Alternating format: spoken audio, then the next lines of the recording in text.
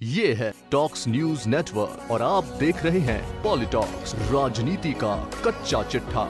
पूर्व कांग्रेस अध्यक्ष राहुल गांधी की भारत जोड़ो यात्रा में शामिल होने जम्मू कश्मीर पहुंचे मध्य प्रदेश के पूर्व मुख्यमंत्री और वरिष्ठ कांग्रेसी नेता दिग्विजय सिंह ने बीते रोज सोमवार को मोदी सरकार द्वारा की गई सर्जिकल स्ट्राइक के सियासी जिन को बाहर निकालते हुए बीजेपी और मोदी सरकार पर गंभीर आरोप लगाए थे।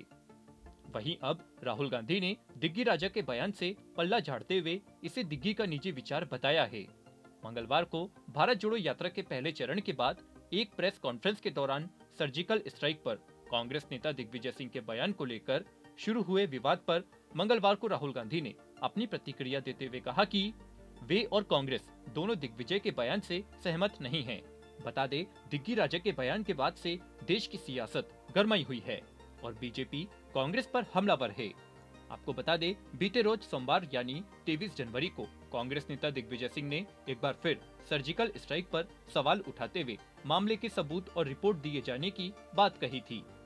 जम्मू कश्मीर में भारत जोड़ो यात्रा को संबोधित करते हुए दिग्गी राजा मोदी सरकार पर हमलावर हुए और केंद्र पर झूठ फैलाने का गंभीर आरोप भी जड़ दिया।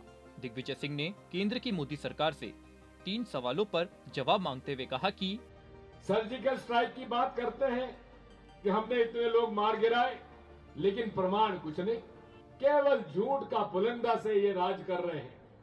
मैं आपसे कहना चाहता हूं, ये देश सबका है। 40 से ज्यादा हमारे सीआरपीएफ के लोग मारे गए। क्यों मारे गए? सीआरपीएफ के लोगों ने, डायरेक्टर ने मांग की थी कि ये सेंसिटिव जोन है, इन सीआरपीएफ के जवानों को हवाई जहाज से श्रीनगर से दिल्ली भेजा जाए, लेकिन मोदी जी ने मना कर दिया। क्यों मना कर दिया? पुलवामा, जो कि पूरे तरीके से टेररिज्म का एक केंद्र बन चुका है, वहां हर गाड़ी की चेकिंग होती है। वहां एक स्कॉर्पियो गाड़ी उल्टी दिशा से आती है, उसकी जांच पड़ताल क्यों नहीं हुई? और जांच पड़ताल भी नहीं हुई और उसके बाद वो आके टकराती है और हमारे 40 सीआरपीएफ के जवान शहीद हो जाते हैं। इसके बाद बीजेपी के पार्टी प्रवक्ता गौरव भाटिया ने पलटवार में कहा कि जितना दुख सीखने वाले देश को हुआ है, उतना ही दुख कांग्रेस को हो रहा है।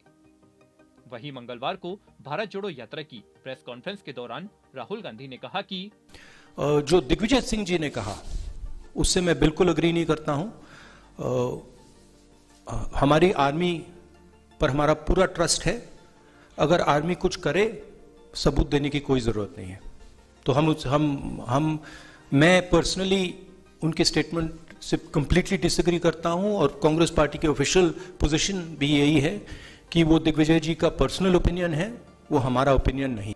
इस दौरान राहुल गांधी ने बीजेपी और आरएसएस को भी निशाने पर लेते हुए कहा है कि 370 वाले का 370 पे हमारी पोजीशन बिल्कुल क्लियर है, उसमें कोई कंफ्यूजन नहीं है। वो सुनिए ना, एक मिनट, अब आपने सवाल पूछा, जवाब देने दीजिए।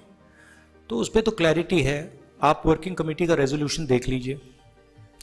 दूसरा सवाल क्या था आपका? कश्मीरी पंडित के बारे।